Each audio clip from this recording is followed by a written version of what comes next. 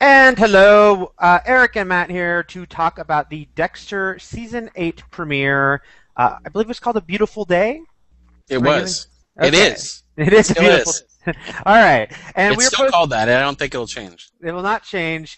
We're posting this after the premiere is aired, so full spoilers will follow. If you haven't seen it, you shouldn't listen unless I'll you probably don't also spoil some other shows too. Just just for not fun. not just Dexter. Yeah. Right. So season 8, Dexter is a show that I think Matt and I are pretty similar wavelength of having absolutely loved this show when it began, thinking it's done a lot of great stuff, a lot of great seasons, and also had some times, not only were there times we had some issues, but then there were, entire season, especially season 6, where it was really, it showed how low a show could fall, only to rebound a lot with season 7 and have some great stuff happen that made us excited, especially when they decided finally this is the final season. So all that being said, Matt, you wrote the review. What are your overall thoughts on the season 8 premiere?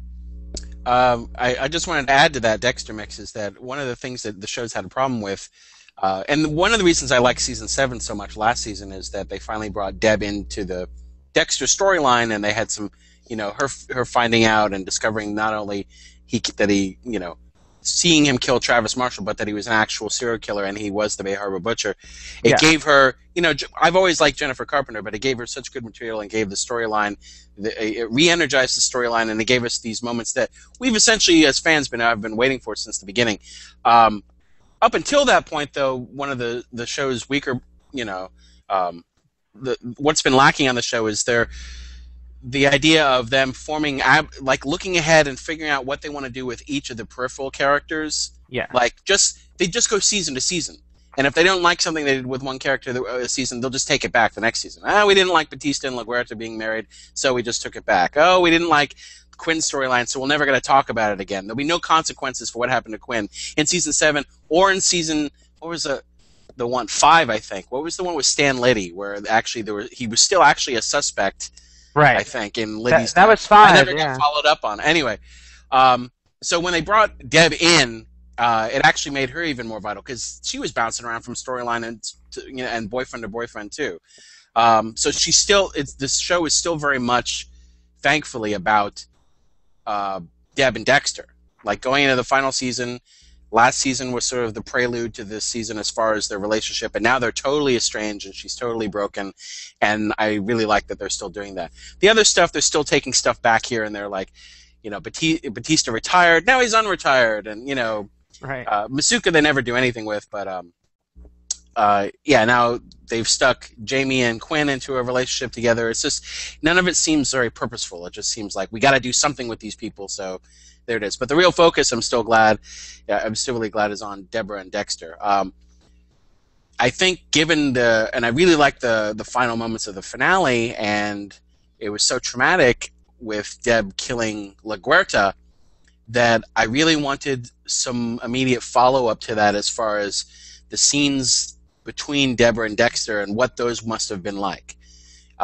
This premiere picked up 6 months later, which is a long time, and a lot of scenes that I kind of wish I would have been able to have been privy to.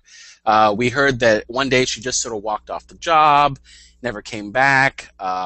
So we learned that Batista decided to unretire and come back to the force, and these were kind of things that I really did kind of want to see because, and it's a choice. It's sort of a flip of the coin. When you go from season to season on Dexter, sometimes they pick it up right away, and sometimes they do a jump. And this time they just did a jump, and I feel like they should have picked it up right away. Yeah, I mean, it was obviously they did. They picked it up right away the year before. They kind of had to. But I agree. And between 4 and 5, they had to because of Rita's death, and then 5 and 6 was a little bit of a jump, and then 6 and 7 it was immediate. Right. And I agree with you in that. Yeah, there was just so much had changed. And this would obviously, I mean, it did impact the relationship, but just you wanted to see those scenes. You wanted to see how she tried to deal with him in the immediate aftermath, and how that obviously just couldn't work, and how she decided she couldn't go to work. Did she go to work at all? Did she try to work for a couple weeks and it just didn't? And she realized. Once she started not showing up to work, what did he do? Did he keep trying to go to her? Because this feels like these scenes when he's going to her now. Because I like the fact that they're estranged, and I like the fact that she's so horrified by what she's done, she's taken herself out of her old life completely, and she's removed herself physically from Dexter. Maybe like it's like one of us has to leave. One of us is, whether I'm the toxic element or you're the toxic element, I don't know, but I'm putting a space between us. And the moments where Dexter goes to her in this episode, and again, she's not returning his calls and she's avoiding him purposefully, but it feels like, and again, it's 6 months, it feels like these are the first conversations they've had since the murder, which wouldn't really make sense. It's the first conversations on the show that we're seeing, but character-wise, they would have had these conversations already. You know what I mean? Yeah, so they have to have them again for our benefit. Right. But I really like Jennifer Carpenter and Deb, and I really liked her story and where she's at, and I feel like I actually kind of liked her boyfriend too. I thought they had some good chemistry together. I thought it was like, this is her best relationship ever. They did, and then Dexter had to go and kill the guy. Yeah. And the other thing about this episode is he was all out of sorts. Like, he had a really short fuse, and we found out by the end is that he's discovered that he, again, what's the power play in this? Don't sing the power play song. But I'll try my best. Who needs who more? And by the end, you kind of realize that he's having a worse time in his life without her than she is without him, possibly. So he's all out of sorts. He can't even go down to talk to her without getting into a huge fight with her boyfriend / Mark / Target and stabbing him to death. Right. He's just like, this is not, the pristine, meticulous, careful Dexter that we've seen, and this is really affecting him. I mean, he at that one point, the guy cuts him off in his car, and Dexter seems like he might murder the guy for cutting him off. He would have probably killed him. Yeah. He just would have been one of the. It's reminded me of Post Rita when he just killed a dude in the bathroom. Right, which they never really addressed. No, again, it's one of those things that they never really circle back to, which is funny because that can segue us into Charlotte Rampling's character, Evelyn Vogel, because at the end, when you find out, she knows all about Dexter's formative years and about Harry's code, which assumedly means, I would assume she knows Harry, because she's used to work with Miami Metro all those years back. But again, she's like, you can't kill me, I don't fit Harry's code. It's like, does she know how many times he's killed outside of Harry's code? Because if she did, I don't think she'd, be saying something like that with so much arrogance. Right, yeah, Dexter's gone way off the grid on the code many times, and this time seemed like he would go even further with it. She is an interesting addition. We don't quite know exactly what her dynamic will be with Dexter yet. She's I do like sort of the vibe she gives off, this very determined, obviously very smart person who knows a lot about what's going on with the psyche of a killer. You mentioned in your review something that I agree about, which is Dexter has he's dealt with a lot through the years, and right in his office, he had Dokes in his face saying there's something wrong with you, and he had Lundy who was looking for a killer that was him. So it did seem funny that Dexter, and I guess you could extrapolate, he's already out of sorts, but he did seem extremely rattled, looking at him by what she was saying, to a point that was a little hard to take given all he's dealt with through the years. Yeah, it was basically like, it's one of those times where sometimes you just don't need Dexter's inner monologue because he's over-explaining things. It's just something that's over 8 years of this show, basically, like, we've heard him say everything. And often the inner monologue is used just to, like, explain things to the viewer. But, yeah, like, it's like, this person's an expert on sociopaths. She's going to instantly see me and know something's up, and it's like, all that was missing was him going, like, yee, or, like, gulp, or, like, biting his hand, like, spit take, hummina, like, right. I'm not a killer, It was just really clumsy, and, but then, so there was the first scene when she's just speaking to all of them as a whole, and he's like, and she says, because a serial killer lacks, and he's like, because a serial killer lacks empathy. And then she says, empathy, and he's like, oh, I was going to swear. He's like, right. Oh my God, she's in my head. It's like, she's not in your head. She's an expert on serial killers. Right, and she's written books, and this is probably a line from her book. And just because she finishes your mind sentence doesn't mean that she's onto you. But the next scene, that's when she invites him down to the morgue. She wants to talk to him, you know, Yeah. and that's when it's like, oh, it's almost like she's twirling her mustache a little bit. If I do like a sort of a villain trope, she's kind of looking at him and saying these really like sort of heightened, random things about like, the brain fascinates me, Dexter, and I look forward to working with you. All these things that sort of shine a big spotlight on her as somebody who is very, you know, knows more than she's letting on, and obviously it's sounding alarms in him and the viewer. And then at the end, it turns out she knows more than she's letting on. Right. So I feel like the end reveal would have worked better if they hadn't heightened her so much when she came in, and it would have been a bit of a surprise had Dexter found out, that this consulting psychiatrist, like even if they hadn't had that scene in the morgue where she talked about how she didn't think Dokes fit the profile of the Bay Harbor Butcher. Right. You know, I think like that was a little too knowing, a little too on the nose, and then at the end it's like, yeah, when I was talking about that, I really was talking about the fact that I know you're the Bay Harbor Butcher. Right. And then also, I kept thinking of Scream 3 and Kevin Williams's. You probably know offhand the rules of the trilogy. Although Kevin Williamson didn't write Scream 3, don't forget. That's okay. But Scream 3, and going back to the rules of the trilogy, which is that in the end, again, this is not a trilogy, but this is the end piece of this Dexter story. Someone will enter in that will completely throw a spin on everything you've watched so far. What is the rule again? It's like somebody comes in. No, I thought of the same thing. I can't remember the exact wording, but I did completely think of that same thing about, forget exactly what you thought was like the history. We're going to add something that completely change the history, something that's always been there but never discussed by anyone in the series so far. Even though some of the characters have actively known about this character, never been brought up, just going to sort of insert this character into the saga, and it will completely underwrite and undo a lot of things that you already knew about the show. And that's what Vogel felt like to me a little bit. Right.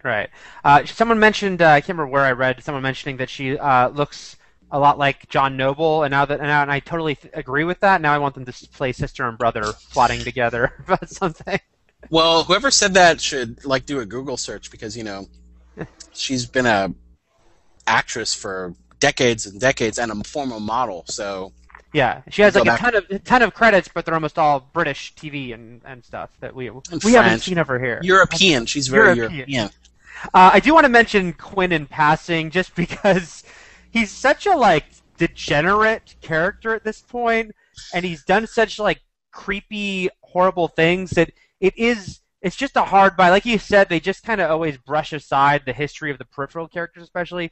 So it is just funny that it's just kind of back to all right, now he's gonna date Jamie, and now Batista. It always just feels like they're just looking and scraping and scrambling for something for these other characters to do, and it's always been like that. Actually, LaGuerta's story last season made more sense than all the other stuff that she was just handed to do.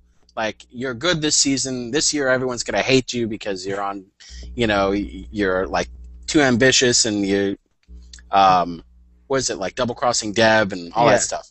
But yeah, and the fact, it is established that Jamie, who's really come off as nothing but a sweetheart, and someone who's made her life totally accessible to Dexter 24/7 as far as child rearing. Yes. But she was with what's his name, Lewis. Mm-hmm. So she does date scumbags. Okay, that's true. So she's for whatever reason she's drawn to the worst people on the show, sexually. I do want to mention also, it was very weird because it just didn't fit anything we've seen of the character of Dexter before. That to see him just having what looked to be some random hookup with some naked girl, but they did make sure to put in that insert of the flower wilting to address Hannah. The flower dying. It was the last bud of the flower. So there was at least, that sort of acknowledgement of that character in his mind, even though I still was whoa, Dexter's now just going out and getting laid? That's okay, that's a new thing for him. I'm going to read the rule here. The third rule of the trilogy, a la Scream 3, which is the past will come back to bite you in the ass. Whatever you think you know about the past, forget it. The past is not at rest. Any sins you think were committed in the past are about to break out and destroy you. And So that's the poster for Dexter season 6. it's just Randy. It's just, Right. Well, we should head towards wrapping this up, and I want to wrap up because I do think this was a bit of a clumsy premiere, not like last year, which felt sort of laser focused. But I want to kind of last year's was great. And again, I don't look for everything to live up to certain elements of the past. Because everything, I like last season 7, I did feel was actually evolving the show, moving the show in a direction I wanted it to go in, and not just giving us, another sort of closed-ended season where everything sort of wraps up in the end, like the show's done quite a few times. But yeah, I would agree with you when I said clumsy. I still liked a lot of it. Yeah. But yeah, it felt a little shaky. What I was glad of, like you, though, is that, the Deb stuff, even though I do wish we'd seen what happened in the immediate aftermath, it was very good, and Jennifer Carpenter was very good showing it, the fact that she had really fallen so low. And that was a great scene with her and Dexter, over the dead body of the best love interest she'd ever had. Oh, Andrew Briggs, I'll miss you. But it was a great scene between them, with her kind of having that epiphany about "you've always needed me," and him definitely seeming to sort of key into that as well. So that's he was really. I mean, and another thing is, I both like that he's out of sorts and off his game, and he's got this quick temper, like he yells at Harrison. New Harrison, by the way. Yes. Thumbs up. He can do things like play soccer and fly kites, but then also on top of that, he was really clueless, about when he says things to her like, "You missed LaGuerta's memorial," and yet at the same time, Harry, imaginary Harry, so a part of him does know because he's saying stay away from her. That's a part of his mind. That's a part of him telling him to stay away from her. Yet it's almost as if he has no idea why she would want nothing to do with him. So she keeps having to explain to him why she doesn't want to talk to him. Oh, I don't know. You made me kill and compromise everything that, she has to keep telling him why she's not returning his calls. He's like, "Deb, you haven't been returning my calls," So he's a little more clueless than usual. It's making me think of Dumb and Dumber. It's like, so you're saying there's a chance. That's a new direction for Dexter. But yeah, so overall, I'd say a good but not great premiere for Dexter. But I am excited to see where it goes because it's the final season. Matt, you reviewed it. What was your overall score for this episode? I believe it was a 7.8, which I'm sure people think is the worst score ever given to a show ever, which is actually not a bad score. But why do you hate it? Why do you hate it? Why do I hate this show more than any other show on TV? I don't know. But yeah, I mean, you can't write off the season. There's still a lot more to go. There's still 11 more episodes. Or how many? What was it? 13? I believe it's 12. I could be wrong. So 11 more? All yeah. Right. But yeah, that's a lot of time. Yvonne Strahovski's still coming back. I don't know, and I don't know how. Again, last season, they had these little arcs, and they told us there wouldn't be a big bad last season. Yeah. So there were little stories. There was the Isaac story, which popped in the beginning, then popped in again toward the end. There's sort of Hannah here and there. LaGuerta became really big in the last 2 episodes. So I don't know what's going to happen this season, if they're going to do the same thing with, maybe the Vogel storyline will take us for only 3 or 4 episodes, or maybe it'll last the whole season. I don't know. So, I'm excited about not knowing what's ahead, and the fact that it's the end, so there's going to be some definitive call made at some point. Right. But Quinn will end up okay. That's Quinn will be the only survivor of this, and he'll be the one getting the spin-off. Right, and he'll have a harem of girls. No one can resist it. All right. Well, guys, thanks. Quinn in his purple striped shirt that he wears every day, every other day. I don't know. That's gonna be it. We just see his closet filled with them. So, guys, that's his kill uniform. He's the serial killer. That's the super twist. Thanks for listening to us talk about the Dexter season premiere. We'll read Matt's reviews every week at ign.com/TV, and let us know what you thought of the premiere in the comments. Thanks.